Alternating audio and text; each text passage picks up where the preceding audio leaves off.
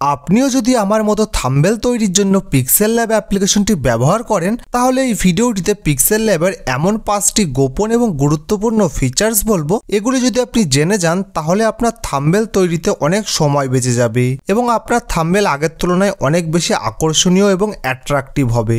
যদি বিশ্বাস না হয় তাহলে ভিডিওটি একদম শেষ পর্যন্ত দেখুন। তো চলুন শুরু করি। আপনি যখন পিক্সেল ল্যাবে থাম্বনেল এডিট করে আপনার ইউটিউব ভিডিওতে অ্যাড করছেন তখন কিন্তু আপনার ইউটিউব ভিডিওর থাম্বনেল একটু ব্লারি টাইপ হয়ে যাচ্ছে বা কোয়ালিটি লো হয়ে যাচ্ছে।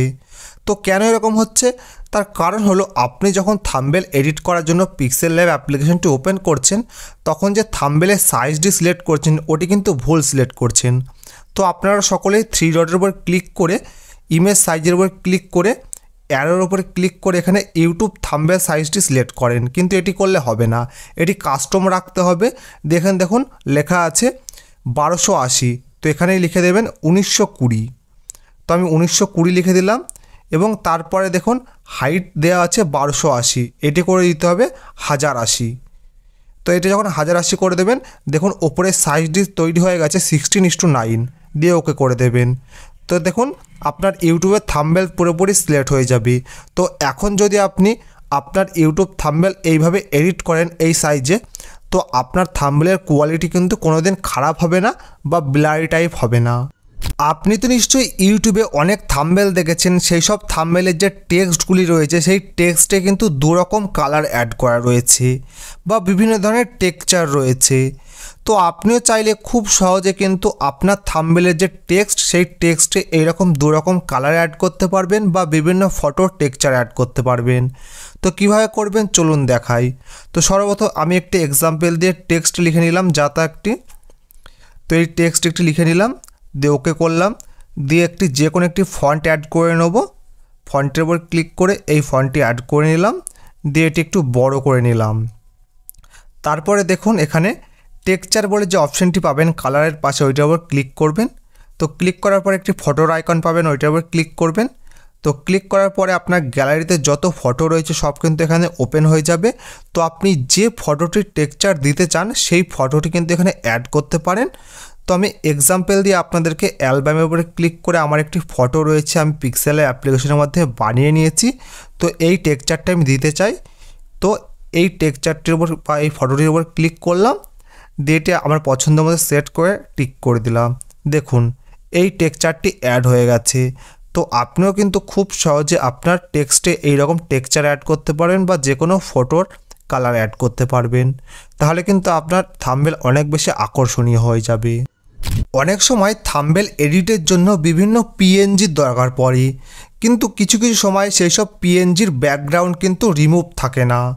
তো আমি এক্সাম্পল দিয়ে ফটোর ওপর ক্লিক করলাম, ফটোর উপরে ক্লিক করার পরে দেখুন নিচের দিক থেকে একটি আমি পিএনজি নিয়ে নিচ্ছি। তো এই পিএনজিটির কিন্তু ব্যাকগ্রাউন্ড রিমুভ নেই। তো আপনি কিন্তু ব্যাকগ্রাউন্ড রিমুভের জন্য গুগলে যান, সেখানে বিভিন্ন ব্যাকগ্রাউন্ড রিমুভারের মাধ্যমে ব্যাকগ্রাউন্ড রিমুভ করেন, কিন্তু সেটার কোনো আর প্রয়োজন পড়বে না। পিক্সেল ল্যাবের মাধ্যমে কিন্তু আপনি ব্যাকগ্রাউন্ড রিমুভ করতে পারবেন। তো কিভাবে করবেন, তো একটি পিএনজি অ্যাড করে নেবেন। তো অ্যাড করার পরে দেখুন নিচের দিকে স্ক্রোল করবেন, স্ক্রোল করার পরে দেখুন এখানে ইরেজ কালার বলে যে অপশানটি পাবেন ওইটার উপর ক্লিক করবেন, দিয়ে এটি ইনেবল করে দেবেন। দিয়ে এই ওপরে দেখুন কালার অপশানটির উপর ক্লিক করবেন, দিয়ে উপরের যে অ্যারোটি রয়েছে এটি যে কালারটি রিমুভ করতে চান সেটির উপর সেই ডটটি রেখে দেবেন, দিয়ে টিক করে দেবেন। দেখুন সঙ্গে সঙ্গে কিন্তু এই পিএনজি থেকে তার ব্যাকগ্রাউন্ড সম্পূর্ণভাবে রিমুভ হয়ে গেল। তো এইভাবে কিন্তু খুব সহজে আপনি যে কোনো ছবি থেকে বা পিএনজি থেকে তার ব্যাকগ্রাউন্ড রিমুভ করতে পারবেন। আপনি তো নিশ্চয়ই থাম্বনেল এডিটের সময় বিভিন্ন ছবি অ্যাড করেন, কিন্তু সেই সকল ছবির যদি কোণাগুলি যদি একটু কার্ভ থাকে বা বেঁকানো থাকে তাহলে কিন্তু অনেক সুন্দর লাগে। দেখুন এই ছবিটির যে কোণাগুলি রয়েছে এগুলি কিন্তু কার্ভ বেঁকানো, কিন্তু এই ছবিগুলি রয়েছে এই দুটি ছবি একদম নর্মাল, তার ফলে কিন্তু এই ছবিগুলি অতটা ভালো লাগছে না। তো কিভাবে আপনি এই ছবিগুলির কোণা বাঁকাবেন চলুন দেখাই। তো সর্বপ্রথম কিন্তু আপনাকে একটি শেপ নিয়ে নিতে হবে। তো শেপের উপর ক্লিক করে একটি শেপ নিয়ে নেবেন। তো এই ছবিটির মাপে সেম টু সেম একটি শেপ নিয়ে নেবেন, তো সেম টু সেম ওই মাপের। দিয়ে দেখুন এখানে রিডিউস বলে যে অপশানটি আছে শেপের নিচে 0% করা আছে, ওটা একটু বাড়িয়ে নেবেন, আপনার পছন্দ মতো কোণাটা বাঁকিয়ে নেবেন। যতটা বাড়াবেন ততটা কিন্তু কোণা বাঁকাবে। দেখুন আমি এখান থেকে 13% করে নিলাম, দিয়ে টিক করে দিলাম। দিয়ে তারপরে কি করতে হবে, তারপরে কিন্তু এখানে দেখুন পাশে স্ক্রোল করবেন, দেখুন টেক্সচার বলে যে অপশানটি পাবেন ওইটার উপর ক্লিক করবেন, দিয়ে ফটো আইকনের উপর ক্লিক করবেন। তো আপনি যে ফটোটি অ্যাড করেছিলেন ওই ফটোটির উপর আবার এখানে সিলেক্ট করে নিতে হবে। তো এই ফটোটির উপর ক্লিক করলাম, টিক করে দিলাম। দেখুন এই ফটোটি কিন্তু আমার এখানে অ্যাড হয়ে গেছে। তো আমি এক্সাম্পল দিয়ে আপনাদেরকে দেখাচ্ছি। পিছনের ছবিটি আবার ডিলিট করে দেবেন, দিয়ে এই ছবিটি এখানে অ্যাড করে নেবেন। দিয়ে এইটি স্ট্রোক অ্যাড করে নেবেন একটি। তো এই স্ট্রোকটি আমি অ্যাড করে নিলাম, হোয়াইট স্ট্রোক, আর একটি হোয়াইট শ্যাডো অ্যাড করে নিচ্ছি। দেখুন হোয়াইট শ্যাডো অ্যাড করে নিচ্ছি, এর কোণাগুলি কিন্তু কত সুন্দর বাঁকানো হয়ে গেছে। তো এইভাবে কিন্তু এখন থেকে আপনি যদি আপনার থাম্বনেইলে কোনো ফটো অ্যাড করেন তাহলে কিন্তু সেম উপায়ে এইরকম কোণাগুলো কার্ভ করে নেবেন, তাহলে কিন্তু আপনার থাম্বনেইল অনেক বেশি আকর্ষণীয় হয়ে যাবে। অনেক সময় আপনার থাম্বনেইলে বিভিন্ন টেক্সট অ্যাড করেন, সেই টেক্সটের যে ফন্টগুলি অ্যাড করেন সেই ফন্টে অনেক সময় সাইডের দিকে যে কোনো টেক্সটের কোনো কিছু কেটে যায় বা ভালো বোঝা যায় না।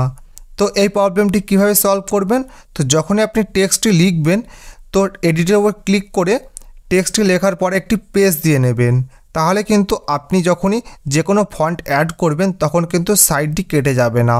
আরেকটি গোপন এবং গুরুত্বপূর্ণ টিপস হলো, আপনি যখনই কোনো টেক্সট লিখছেন সেই টেক্সটটি পারলে খুব সহজে ছোট হাতে লিখে নিতে পারেন বা বড় হাতে লিখে নিতে পারেন ইংরেজিতে।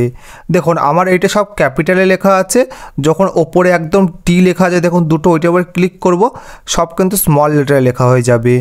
আবার আপনি যদি ভুল করে স্মল লেটারে লিখে পারেন তাহলে ওপরে টি এর ওপর ক্লিক করবেন, সব কিন্তু ক্যাপিটাল লেটারে হয়ে যাবে।